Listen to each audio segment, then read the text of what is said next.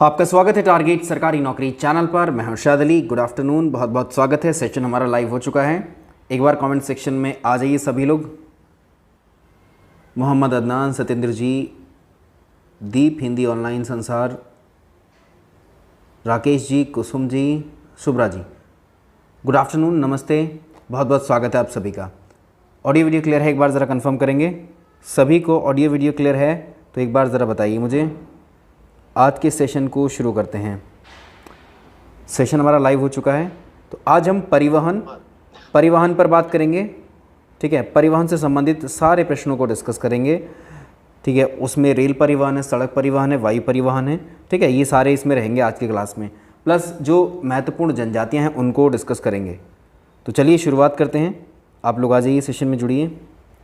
WhatsApp channel का Sunday को launch कर देंगे। ठीक है, संडे तक रुक जाइए आप। व्हाट्सएप चैनल को संडे को देखते हैं। Udaya ji good afternoon, Pradeep ji good afternoon, SSC vacancy good afternoon. चलिए, सेशन को सभी लोग लाइक और शेयर कर दीजिएगा। सेशन को सभी लोग लाइक और शेयर कर दीजिएगा। अंतिमा जी गुड आफ्टरनून, सना जी वालेकुम सलाम। आइए जुड़िए जल्दी से क्लास में सभी लोग।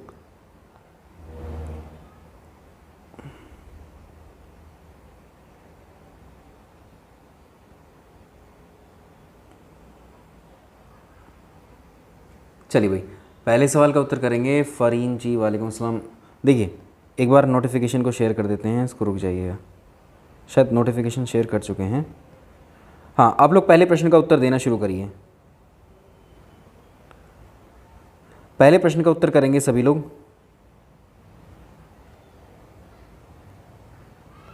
चलिए, क्वेश्चन नंबर फर्स्ट का उत्तर करें सारे लोग। देखिए, सवाल एक कहता है, स्वर्णिम चतुर्भुज का पूर्व पश्चिमी गलियारा निम्नलिखित में से किन केंद्रों को जोड़ता है? पूर्व पश्चिम गलियारा। Akhilesh ji good afternoon, Shyam ji good afternoon, Virendra ji good afternoon, hello.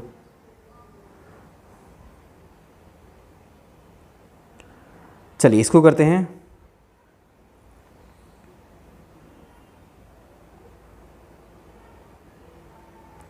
देखिए, जब भी आपसे पूछा जाएगा स्वर्णिम चतुर्भुज का जो पूर्व पश्चिम गलियारा है, पूर्व पश्चिम गलियारा हमारा आता है सिलचर से लेकर के पोरबंदर तक। अगर ये तो है जिलों की बात में, ठीक है, तो सिलचर कहाँ पर है? असम। सिलचर कहाँ पर है? असम। और पोरबंदर कहाँ पर है? गुजरात। ठीक है, तो ऐसे भी स्टेट्स में भी क्वेश्चंस को पूछ सकता है। ठीक है, यानी असम से गुजरात, असम के सिलचर से लेकर के गुजरात के पोरबंदर तक ये स्थित है। इसका उत्तर हो जाएगा फर्स्ट। अब इसको जो शुरू किया गया था स्वर्णिम चतुर्भुज जो परियोजना है, इसको 2001 में इसको प्रारंभ किया गया था। 2001 में इसको प्रारंभ किया। तो एडिशनल क्वेश्चंस भी इसके ध्यान रखिएगा आप लोग। ठीक है, आगे देखेंगे सवाल नंबर नेक्स्ट। भारत की स्वर्णिम चतुर्भुज परियोजना किसको जोड़ती है? इसी पर एक और प्रश्न करते हैं। अंजुम जी गुड आफ्टरनून, और कौन आए हैं? Suman ji good afternoon. ये सेशन अभी शुरू हुआ है। Priya ji good afternoon. Session अभी शुरू हुआ है, बस एक क्वेश्चन हमने डिस्कस किया है। तो भारत की स्वर्णिम चतुर्भुज योजना किस किस को जोड़ती है?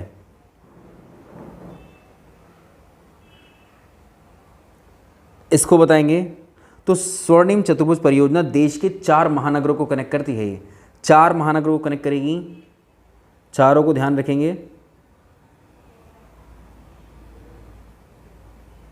4 महानगरों को कनेक्ट करती है। कौन कौन से?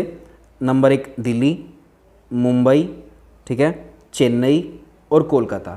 दिल्ली, मुंबई, चेन्नई और कोलकाता। दिल्ली, मुंबई, चेन्नई और कोलकाता। इसका उत्तर हो जाएगा ए। इसका उत्तर हो जाएगा सही। तो स्वर्णिम चतुर्भुज क्या है अगर आपसे पूछेगा तो एक राष्ट्रीय राजमार्ग जो नेशनल हाईवे की परियोजना के अंतर्गत आती है। ये तो ये क्या है? नेशनल हाईवेज की एक परियोजना है। सड़क परियोजना या नेशनल हाईवे प्रोजेक्ट्स हैं ये। National highway project. सवाल अगर देखो, भारत के पर्यटन के स्वर्ण त्रिभुज में सम्मिलित शहर कौन कौन से हैं? अभी तक हमने देखा था स्वर्णिम चतुर्भुज। अब क्या है? स्वर्ण त्रिभुज। ठीक है, स्वर्ण त्रिभुज। इसके बारे में बताइए। सभी लोग सेशन को लाइक कर दीजिए जिन्होंने नहीं किया है। और चैनल को सब्सक्राइब करके बेल आइकन भी प्रेस कर लीजिएगा ताकि हमारे लेटेस्ट वीडियो के नोटिफिकेशंस आपको समय से मिल सकें। चलिए इसको बताएंगे, स्वर्णिम त्रिभुज के बारे में क्वेश्चन है।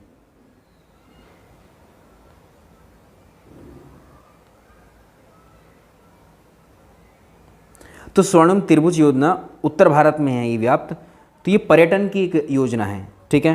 3 शहरों को जोड़ती है और ऐसे शहरों को जोड़ती है जिनका अपना इतिहास रहा है।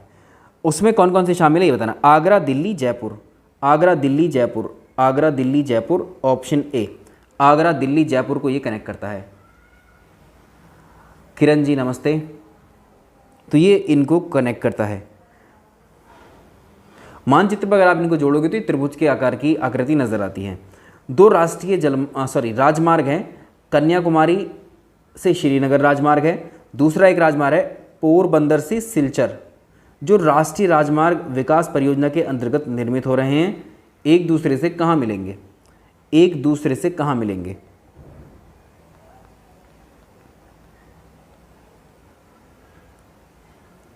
सवाल नेक्स्ट देखेंगे।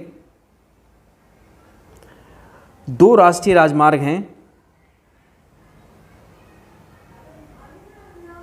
2 राष्ट्रीय राजमार्ग हैं, इनके बारे में बताइए, ये कहाँ पर मिलेंगे। इसको कर सकते हो आसानी से, ये सवाल काफ़ी बार परीक्षा में आ चुका है। 4 का बी नहीं होगा। झांसी में एक दूसरे को क्रॉस करते हैं ये, इसको हम पूर्व पश्चिम गलियारा बोलते हैं, इसको उत्तर दक्षिण गलियारा। गलियारा एक कॉरिडोर एक दूसरे को क्रॉस कहाँ करते हैं, झांसी में करते हैं, ठीक है, झांसी में करते हैं ये। तो भारत में अगर आप देखेंगे ये कहाँ पर क्रॉस करते हैं, झांसी में। निम्नलिखित में से किस राज्य में राष्ट्रीय राजमार्गों की संख्या की लंबाई सबसे अधिक है। सवाल अगला देखिए, किस राज्य में राष्ट्रीय राजमार्ग यानी नेशनल हाईवेज की सर्वाधिक लंबाई पाई जाती है।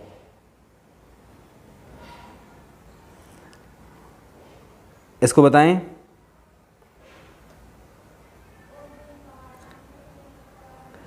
राष्ट्रीय राजमार्गों का सबसे लंबा नेटवर्क आपने बताना है कि कौन से में है ये।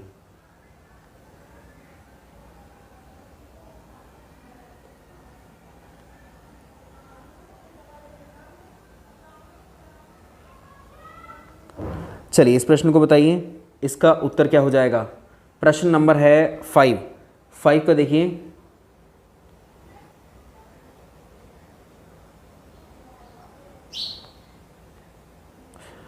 फाइव का देखें जल्दी से।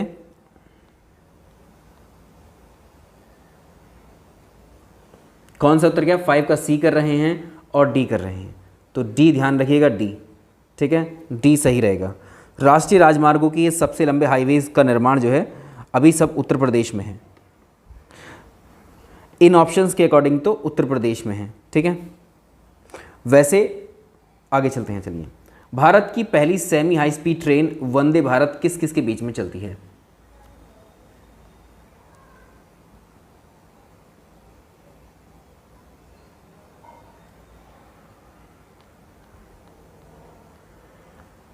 सवाल अगला देखें।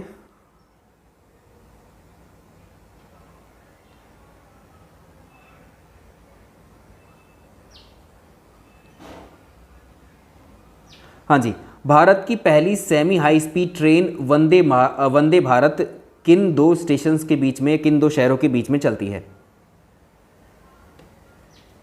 सेशन को लाइक नहीं किया सभी लोगों ने।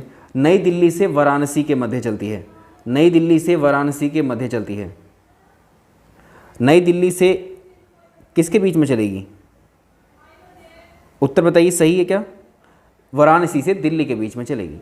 निम्नलिखित राज्य समूह में से कौन सा राज्य है जहां पर यात्री रेल डिब्बों की बड़ी मात्रा में निर्माण हो रहा है। सबसे ज़्यादा बताइए कहां पर निर्माण हो रहा है।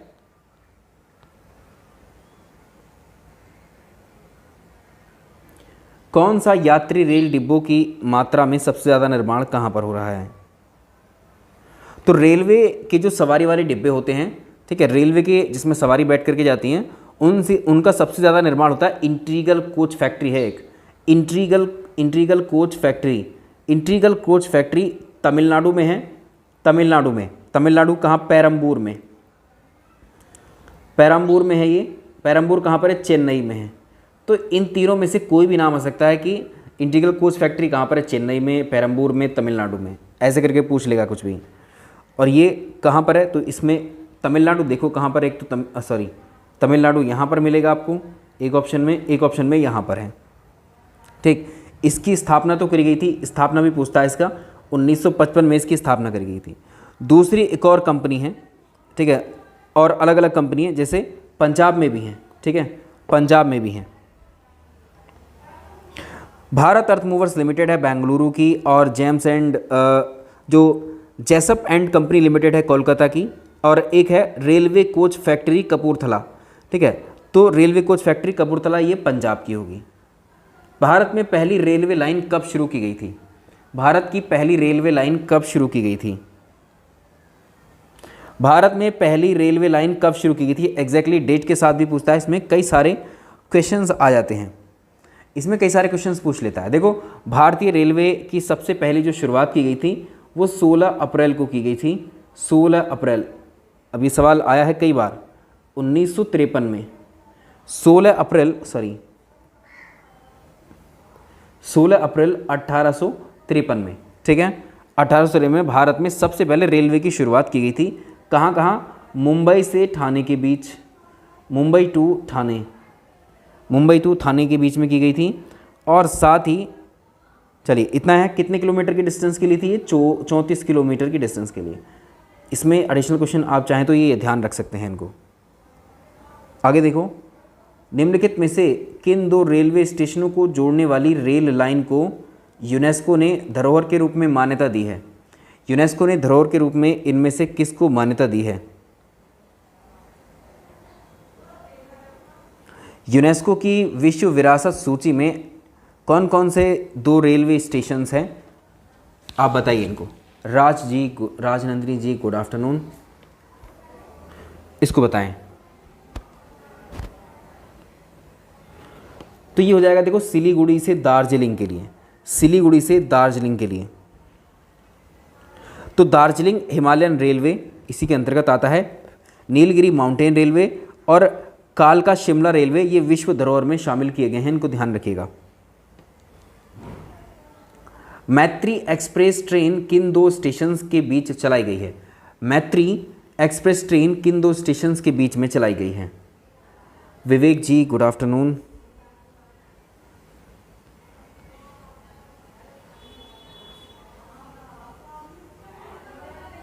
अगला सवाल देखिए, मैत्री एक्सप्रेस ट्रेन जो है, अमित जी गुड आफ्टरनून, मैत्री एक्सप्रेस ट्रेन किन दो के बीच में चलाई गई है?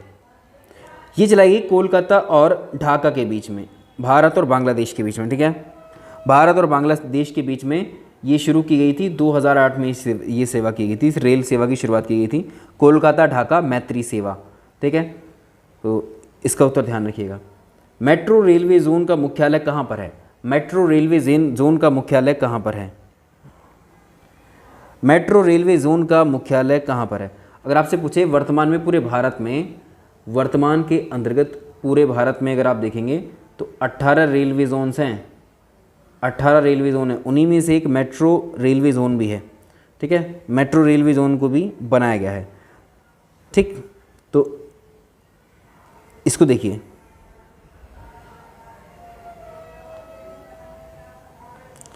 इसको आसान सवाल है, कर लोगे इसको। ये हो जाएगा कोलकाता, ठीक है, कोलकाता, ये हो जाएगा कोलकाता, इसका मुख्यालय कोलकाता। भारत में, अगला सवाल, भारत में रेलवे जोन्स में किस एक का मुख्यालय समुद्र तल से सबसे अधिक ऊंचाई पर है?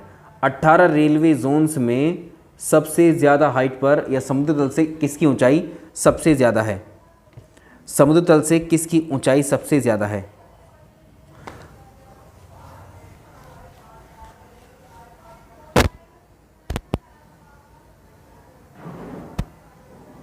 कौन बताएंगे इसको?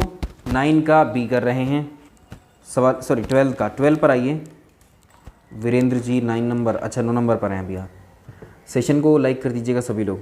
तो ये दक्षिण पश्चिम रेलवे, ये कौन है? दक्षिण पश्चिम रेलवे, दक्षिण पश्चिम रेलवे इसका सही उत्तर हो जाएगा। और इसका मुख्यालय कहाँ है? हुबली, इसका हेडक्वार्टर कहाँ पर है? इसका हेडक्वार्टर है हुबली, इसका हेडक्वार्टर है हुबली। तो इसकी जो हाइट है वो है 626 मीटर की, जो समुद्र तल से हाइट पर है इतनी। अभी देखो कभी कभी रेलवे जोन को मैच कराने के लिए पूछता है, निम्नलिखित में से कौन सा एक युग्म सुमेलित नहीं है। इधर रेलवे जोन्स दिए हैं और उनके हेडक्वार्टर्स को मैच करा रहा है, रेलवे जोन्स के हेडक्वार्टर को मैच करा रहा है। तो 18 के 18 आपको पता होनी चाहिए, 18 रेलवे जोन्स हैं। इसमें पहला है उत्तर पूर्व रेलवे, उत्तर पूर्व रेलवे। तो देखो इसमें अगर आप बी देखें, दक्षिण पूर्व रेलवे, दक्षिण पूर्व रेलवे, ये इसमें मैच नहीं है। दक्षिण पूर्व रेलवे जो है इसका जो है हेडक्वार्टर कहाँ पर है? कोलकाता में है। इसका हेडक्वार्टर कोलकाता में है, इसका हेडक्वार्टर कहाँ पर है? कोलकाता में है। बाकी उत्तर पूर्व रेलवे का गोरखपुर में है, पूर्वी रेलवे का कोलकाता में है और इसका बिलासपुर में है। आगे चलो, फिर से रेलवे जोन पर एक प्रश्न है और इनके मुख्यालय कौन सा कहाँ पर है? उत्तर पूर्व रेलवे अभी डिस्कस किया है, ये प्रश्न मुझे लगता है वही वाला है। ठीक है, ये प्रश्न वही है जो भी हमने किया है। तो इसमें से कौन सा सही सुमेलित नहीं है? सही, इसमें इस बार मैच करना है। देखिए इसमें सही सुमेलित वाला नहीं पूछा है, इसमें मैच करना है। पहला देखिए, उत्तर पूर्व रेलवे, उत्तर पूर्व रेलवे का हेडक्वार्टर कहां पर होगा? इसमें देखो ये हो जाएगा बिलासपुर। दूसरा देखो सवाल नंबर नेक्स्ट देखेंगे, दक्षिण पूर्व रेलवे का हो जाएगा कोलकाता, अभी डिस्कस किया है। पूर्वी रेलवे, पूर्वी रेलवे का हो जाएगा भुवनेश्वर और इसका दक्षिण मध्य रेलवे, इसका हो जाएगा गोरखपुर। यही है क्या? देखना ज़रा एक बार इसको, एक बार चेक करना इसको, सभी लोग चेक करिए एक बार, ये सारे जो जोन्स हैं इसको एक बार चेक करें। दक्षिण पूर्व मध्य रेलवे, दक्षिण पूर्व मध्य रेलवे का एक सेकेंड देखो, दक्षिण पूर्व मध्य रेलवे का बिलासपुर होगा। ठीक है, अच्छा इसमें नहीं वाला है, इसको छोड़िए, अभी हम डायरेक्टली मैच करा करके दे रहे हैं। ठीक है, दक्षिण पूर्व मध्य रेलवे का बिलासपुर है। पूर्वी रेलवे का देखिए, पूर्वी रेलवे का कौन सा बताया था अभी? कोलकाता, पूर्वी रेलवे का कोलकाता, वही सवाल है। दक्षिण पूर्व रेलवे का, दक्षिण पूर्व रेलवे का फिर से एक बार डिस्कस कर लेते हैं। ठीक है, इसका कोलकाता, इसका कोलकाता, और उत्तर पूर्व रेलवे का, उत्तर पूर्व रेलवे का गोरखपुर है? नहीं, उत्तर पूर्व रेलवे का हेडक्वार्टर बताइए कौन सा है? उत्तर पूर्व रेलवे हेडक्वार्टर का जोन बताइए कौन सा है? ठीक है, वही सवाल है। भारत का बृहत्तम प्राकृतिक बंदरगाह, चलिए सेम क्वेश्चन था, लेकिन इन जोन्स को याद रखिएगा, इसमें जोन्स को याद रख लीजिएगा आप। ठीक है, मतलब 18 जोन्स में किसी को भी शफलिंग करके ऐसे ही पूछ सकता है, वो 18 के 18 जोन्स को शफलिंग करके पूछ सकता है। भारत का बृहत्तम प्राकृतिक बंदरगाह कौन सा है? भारत का लार्जेस्ट नेचुरल पोर्ट कौन सा है इंडिया का? मुंबई बता रहे हैं सभी लोग, बताइए। तो टोटल मिलाकर के कितने बंदरगाह भारत में, कितने पोर्ट हैं? अभी टोटल मिलाकर के भारत में जो बड़े बंदरगाह हैं वो 13 हैं, 13 बड़े बंदरगाह हैं और लगभग 200 से अधिक जो हैं वो छोटे बंदरगाह हैं। तो 13 बंदरगाहों पर ये प्रश्न है। इसमें क्या हो गया? तो सी हो जाएगा, भारत का बृहत्तम प्राकृतिक बंदरगाह मुंबई है। तो मुंबई पूरे वर्ष भर खुला रहने वाला पश्चिमी तट पर है, ये प्राकृतिक बंदरगाह है, ये भारत का सबसे बड़ा बंदरगाह है। तो सबसे ज़्यादा समुद्री यातायात यहीं से होता है। यहाँ से क्या क्या जाता है? सूती कपड़े जाते हैं, ऊनी कपड़े जाते हैं, पेट्रोलियम, चमड़े का, इंजीनियरिंग का सामान यहाँ से एक्सपोर्ट किया जाता है। भारत का 13वां प्रधान बंदरगाह किस राज्य में स्थापित किया जाने वाला है? तो ये प्रश्न काफ़ी पहले आया होगा, ठीक है, लेकिन वो अब बताना है इसको क्या होगा। ये भारत का 13वां बंदरगाह किस राज्य में स्थापित किया गया है?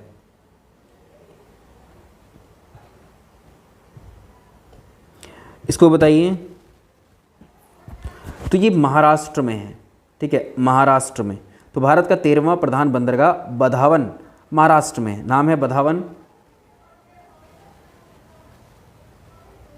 महाराष्ट्र में है। तो बधावन बंदरगाह ये कहाँ पर है? महाराष्ट्र में है, ये महाराष्ट्र में है, ठीक है। इससे पहले 12 बंदरगाह थे, ठीक, ये 13वां है, 13th है।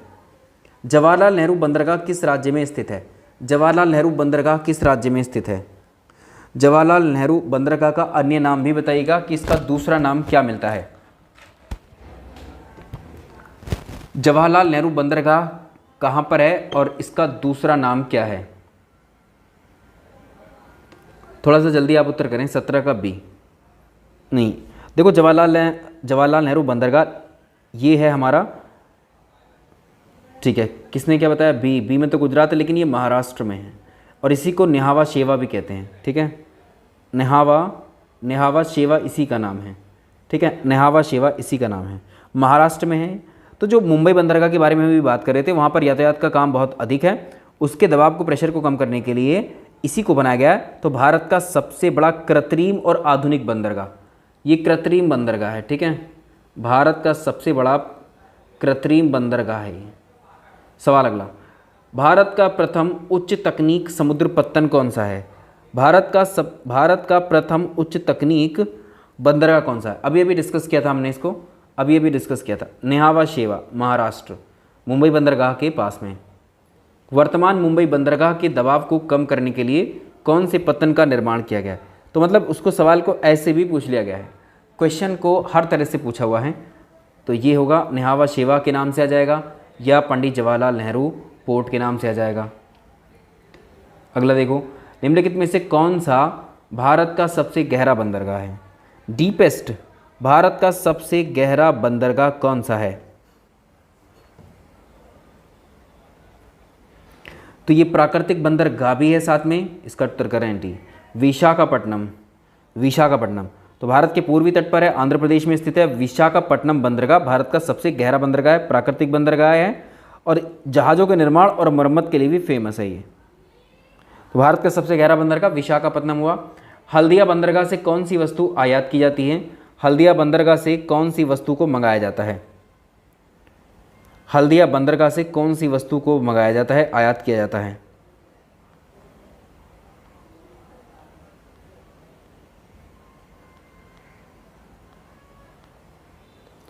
हल्दिया बंदरगाह से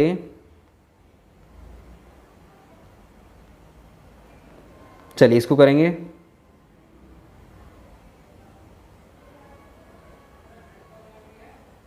हाँ जी, इसका उत्तर क्या आया?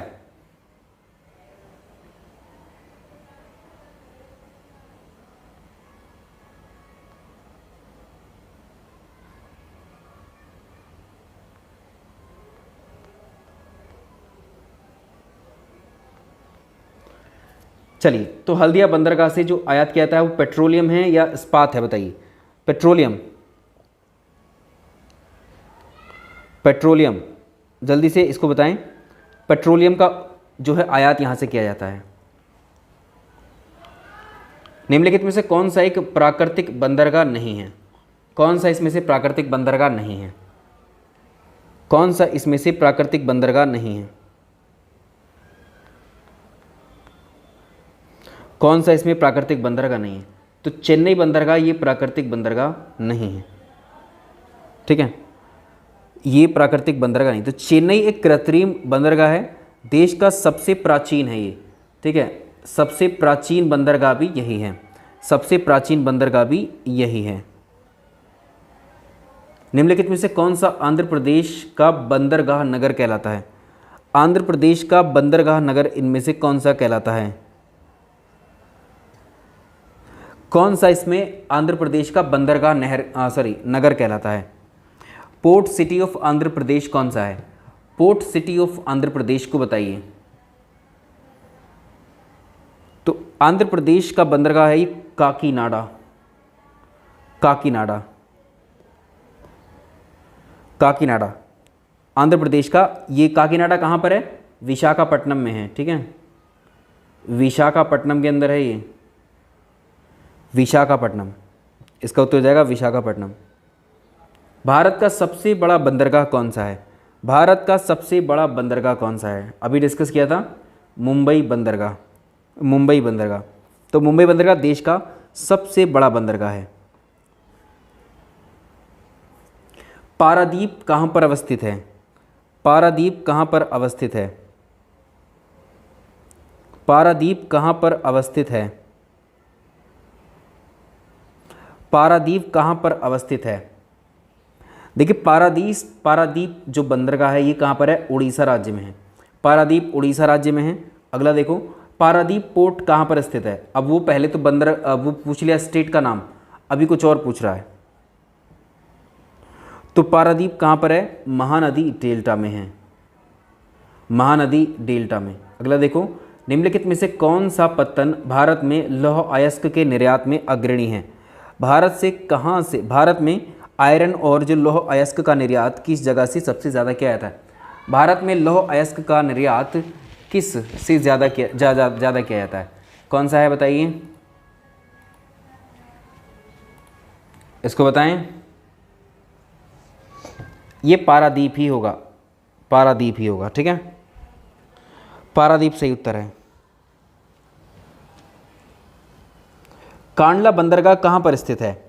कांडला पोर्ट कहाँ पर स्थित है? तो कांडला पोर्ट का नया नाम अगर आपसे पूछेगा तो याद रखिएगा दीनदयाल उपाध्याय या दीनदयाल बंदरगाह। दीनदयाल उपाध्याय के नाम पर है ये, दीनदयाल बंदरगाह के नाम से है अब ये। और ये पश्चिमी समुद्र तट में जो गुजरात है, गुजरात में जो कच्छ की खाड़ी है, ठीक है, गुजरात में जो कच्छ की खाड़ी है वहाँ पर स्थित है। यहाँ पर पेट्रोलियम के और फर्टिलाइज़र्स और गंधक का आयात यहाँ पर ज़्यादा होता है, ठीक है। तो इसे भारत का स्पेशल इकोनॉमिक जोन घोषित किया गया, ये भी ध्यान रखिएगा। भारत का पहला ये SEZ है। सागरमाला परियोजना भारत में कब लागू की गई थी? सागरमाला परियोजना भारत में कब लागू की गई थी? ये सवाल भी अच्छा है और कई बार पूछा हुआ है। सागरमाला परियोजना, सेशन को लाइक कर दीजिए सारे लोग, सेशन को सभी लोग लाइक कर दीजिएगा।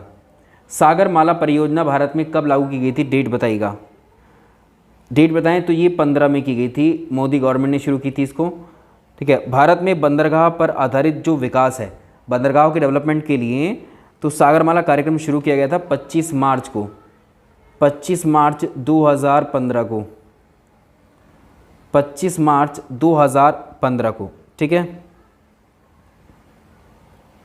तो इसमें क्या था, देखो जितनी बंदरगाह हैं उनका एक तरीके से आधुनिकीकरण किया जाएगा, नए बंदरगाहों का निर्माण, ठीक है। जो भी चेंजेस हैं वो यही करेगा, रिनोवेशन करेगा। निम्नलिखित में से किस राज्य में 2 या 2 से अधिक प्रमुख बंदरगाह हैं? कौन से राज्य ऐसे हैं जहां पर 2 या 2 से ज़्यादा अधिक बंदरगाह हैं? मेजर पोर्ट्स की बात कर रहे हैं, मेजर पोर्ट्स जहां पर 2 से ज़्यादा बंदरगाह हैं वो कौन से हैं? 2 से ज़्यादा बंदरगाह जहां पर हैं वो कौन सा स्टेट है? ए कर रहे हैं महाराष्ट्र, महाराष्ट्र नहीं है। दूसरा बताइए, 30 का ए नहीं होगा, महाराष्ट्र नहीं है। तो भारत में जो 13 बड़े बंदरगाह हैं, 200 छोटे और मध्यम बंदरगाह हैं, तो महाराष्ट्र में 2 बंदरगाह हैं, ध्यान रखिएगा। महाराष्ट्र में केवल 2 बंदरगाह हैं, एक तो मुंबई बंदरगाह और उसके भार को कम करने के लिए जवाहरलाल नेहरू बंदरगाह या जिसको नेहावा शेवा कहते हैं ये बंदरगाह। तमिलनाडु में 3 है और इसका उत्तर किसी ने नहीं दिया। तमिलनाडु में 3 बंदरगाह को ध्यान रखना है आपको, ठीक है। एक तो है चेन्नई पोर्ट, एक है एन्नोर पोर्ट जिसको चेन्नई बंदरगाह भी कहते हैं, ठीक है, या सॉरी, एक तो चेन्नई पोर्ट है, एक एन्नोर है, चेन्नई एंड एन्नोर। तो एन्नोर बंदरगाह जो बनाया गया था वो चेन्नई बंदरगाह के भार को कम करने के लिए बनाया गया था। और एक है तूतीकोरिन, ठीक है, तूतीकोरिन, समझ में आया। निम्नलिखित में से कौन सा एक लैंडलॉक बंदरगाह है? कौन सा एक भूमि परिबद्ध बंदरगाह है? चारों तरफ से भूमि है, उसमें पानी नहीं है उसके चारों ओर। सवाल जल्दी से देखें, सवाल नंबर देखो 31 का उत्तर देखिए। 31 का डी करें, हल्दिया नहीं, हल्दिया नहीं होगा, विशाखापट्टनम है, विशाखापट्टनम। तो ये चारों ओर से स्थल से घिरा हुआ बंदरगाह आंध्र प्रदेश में स्थित है। देश का सबसे गहरा बंदरगाह है, 13 बंदरगाहों में से एक है ये। आगे चलो, भारत में वायु परिवहन की शुरुआत कब की गई थी? 1853 में शुरुआत की गई थी किसकी? अभी अभी देखा है, रेल परिवहन की। अब बात की गई है किसकी? देखिए वायु परिवहन कब शुरू किया गया था? तो रेल परिवहन हो गया 1853 में, 1853 में। अब देखो इसमें वायु परिवहन की बात कर रहा है, वायु परिवहन, तो वायु परिवहन 1911 में शुरू कर दी गई थी। वायु परिवहन 1911 में प्रारंभ हुई थी। सबसे पहले इलाहाबाद से नैनी तक वायुयान से डाक लेके जाया गया था। ठीक है, चलिए ये हो गया। अभी आगे चलते हैं। सार्वजनिक सीमित कंपनी के स्वामित्व वाला भारत का सबसे पहला विमानपत्तन निम्नलिखित में से कौन सा है? सार्वजनिक निजी हिस्सेदारी की स्वामित्व वाला भारत का सबसे पहला विमानपत्तन कौन सा है? तो ये हो जाएगा आपका कोचीन विमानपत्तन, कोचीन एयरपोर्ट। ठीक है, कोचीन एयरपोर्ट, कोचीन एयरपोर्ट इसका सही उत्तर हो जाएगा। सवाल नंबर अगला देखेंगे। तो अगले सवाल जो हैं, हमने कहा था कुछ जनजातियों पे भी प्रश्न हम लोग डिस्कस करेंगे। अगला है लेप्चा जनजाति और हो जनजाति, लेप्चा जनजाति और हो जनजाति। ठीक है, एक भी नहीं हो रहा है इसमें, कोई बात नहीं है, लेकिन अभी आपको आइडिया लग जाएगा। यहाँ से सीधे सीधे मैचिंग के लिए प्रश्न डाल देता है आपकी परीक्षा में। ठीक है, तो आप इसको ध्यान रख लीजिएगा। लेप्चा या हो जनजाति भारत के किस भाग में पाई जाती हैं? लेप्चा या हो जनजाति भारत के उत्तर पूर्वी भारत में पाई जाती हैं, उत्तर पूर्वी हिस्से में पाई जाती हैं। टोडा जनजाति, अब देखो उत्तर पूर्वी हिस्से में भी अगर आपसे पूछ ले तो जैसे सिक्किम और त्रिपुरा, पश्चिम बंगाल वाले क्षेत्र में ही मिलेंगे आपको। हो जनजाति मुख्य रूप से कहाँ मिलेगी? झारखंड में। हो जनजाति कहाँ पर मिलेगी? झारखंड में। ठीक है, झारखंड में। आगे देखो, टोडा जनजाति मुख्यतः कहाँ पर निवास करती है? टोडा जनजाति कहाँ पर निवास करती है? सबसे ज़्यादा टोडा जनजाति कहाँ पर मिलेगी देखने को? टोडा जनजाति सबसे ज़्यादा कहाँ पर मिलेगी देखने को? तमिलनाडु में। टोडा जनजाति सबसे ज़्यादा मुख्यतः निवास करती है तमिलनाडु में, जो कि नीलगिरी की जो पहाड़ियाँ हैं, ठीक है, वहाँ पर निवास करने वाली एक पशुचारक जनजाति है ये। ठीक है, इसमें कन्यावध प्रथा के कारण बहुपति विवाह का प्रचलन है इस जाति में। ठीक है, टोडा जनजाति टोडा भाषा ही बोलती है। ठीक, आगे चलो। तमरिया जनजाति भारत के निम्नलिखित में से किस राज्य में पाई जाती है? तमरिया जनजाति भारत के किस राज्य में पाई जाती है? तमरिया जनजाति, जनजाति भी प्रश्न पूछता है, जनजाति या आदिवासी। ठीक है, तो जनजाति कहाँ पर पाई जाती है? एक सेकेंड, चलिए ये मुझे लगता है सेशन हमारा ज़्यादा देर चलेगा नहीं। चलिए एनीवेज जब तक देखते हैं, तो इस सेशन में लगता है ऑफ ना हो जाए कहीं। एक सेकंड वेट करिएगा आप लोग, एक सेकंड और थोड़ा सा वेट करिएगा आप लोग, थोड़ा वेट करेंगे, वापस आते हैं। हाँ जी, ठीक है ठीक है ठीक है। चलिए अभी सेशन देखिए, आगे देखते हैं। टोटल 50 क्वेश्चंस को कंप्लीट करेंगे अपने। हाँ, थोड़ा सा इसमें बैटरी का इशू आ गया था। इसको देखिए, अभी क्लियर है क्या? अभी सभी को क्लियर है? तमरिया जनजाति पर प्रश्न है ये। तो तमरिया जनजाति झारखंड में पाई जाती है। ठीक है, तमरिया जनजाति कहाँ पर पाई जाती है? झारखंड में पाई जाती है। ठीक, झारखंड में पाई जाती है। आगे चलेंगे, सवाल नंबर नेक्स्ट। भरमौर जनजाति का क्षेत्र कौन सा है? भरमौर जनजाति का क्षेत्र किस प्रांत में स्थित है? तो ये है हिमाचल प्रदेश में। ठीक है, हिमाचल प्रदेश में स्थित है। ज़्यादा क्वेश्चंस नहीं हैं वैसे तो, 50 क्वेश्चंस तक कर सकते हैं, वो छोटे छोटे क्वेश्चंस हैं, डायरेक्ट क्वेश्चंस। ठीक है, डायरेक्ट क्वेश्चंस हैं, ये जनजातियों के ही हैं सारे के सारे। अब आगे को, निम्नलिखित जनजातियों में से कौन सा भारत के अंडमान निकोबार द्वीप समूह का मूल निवासी नहीं है? अंडमान निकोबार की मूल निवासी कौन सी जाति नहीं है? तो देखो, हालचू अंडमान निकोबार में जारवा जनजाति है, ओंजो है, शोम्पेन है, एक सेंटनलीज है, हालचू है, निकोबारी इसको बोलते हैं। रेंगमा जनजाति नागालैंड की है। ये कहाँ की है? रेंगमा जनजाति नागालैंड की है, तो अलग से इसको याद रख लीजिएगा। निम्नलिखित में से कौन सा क्षेत्र टोडा जनजाति का मूल निवास क्षेत्र है? कौन सा क्षेत्र टोडा जनजाति का मूल निवास क्षेत्र है? इसमें देखें, टोडा जनजाति का मूल निवास क्षेत्र इनमें से कौन सा है? टोडा जनजाति का, ये सवाल आया है कई बार। टोडा जनजाति का मूल निवास क्षेत्र अभी अभी हमने डिस्कस किया था आपके साथ में।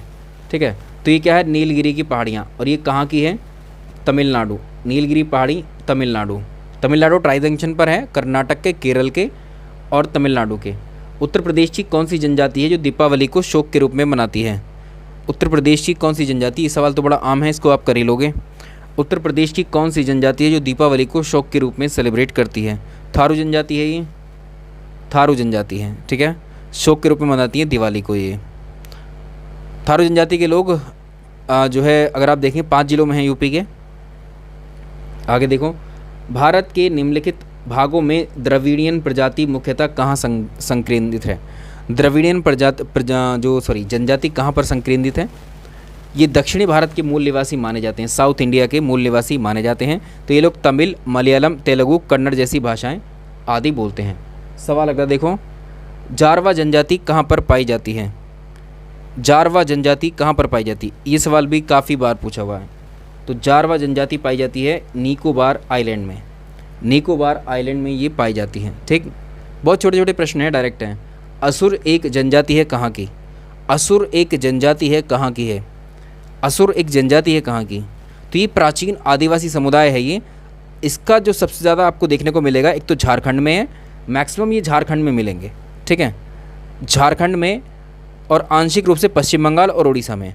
तो झारखंड में सबसे ज़्यादा अगर आप देखेंगे ये कहाँ पर है? पलामू ज़िले में, ठीक है, पलामू डिस्ट्रिक्ट, पलामू डिस्ट्रिक्ट।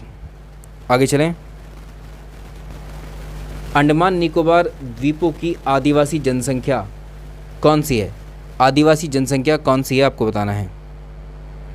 अंडमान निकोबार की आदिवासी जनसंख्या कौन सी है? तो ये है निग्रोइड जाति है, ये निग्रोइड रेस से संबंधित है, निग्रोइड रेस से ये संबंधित है।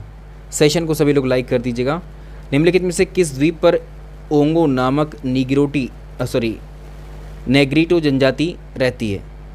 कौन से द्वीप पर रहती है?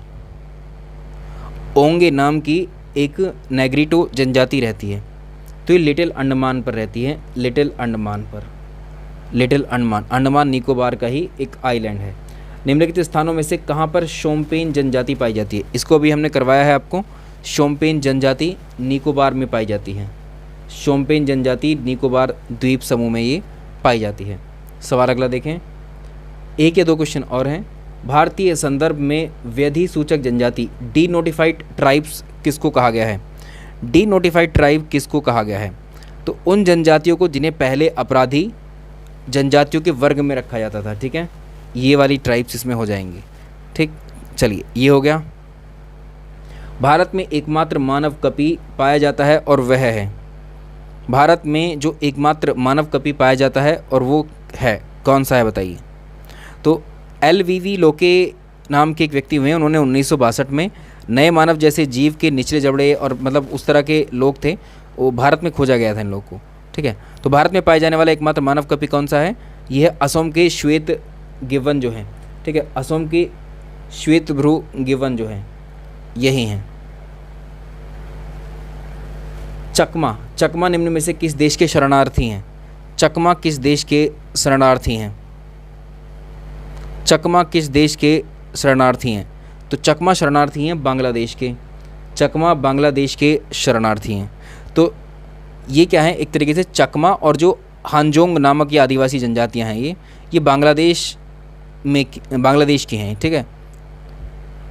आज का लास्ट सवाल, निम्नलिखित जनजातियों में से कौन बहुपति विवाह की प्रथा को मानता है? कौन सी जनजाति ऐसी है जो बहुपति विवाह को फॉलो करता है? ये हमने पिछले किसी क्वेश्चन में भी आपको बताया था। बहुपति प्रथा को कौन मानता है इनमें से? सेशन को सभी लोग लाइक कर दीजिए, सभी ने नहीं किया है अभी। टोडा जनजाति नीलगिरी तमिलनाडु से संबंधित है, ठीक है। चलो, आज इतने ही क्वेश्चंस करेंगे इसमें हम, बाकी इवनिंग वाले सेशन में आएगा 9:30 PM पर। दोपहर में कम लोग जुड़ पाते हैं, 9:30 पर आते हैं, ठीक है। अगली क्लास में मिलते हैं अब 9:30 पर।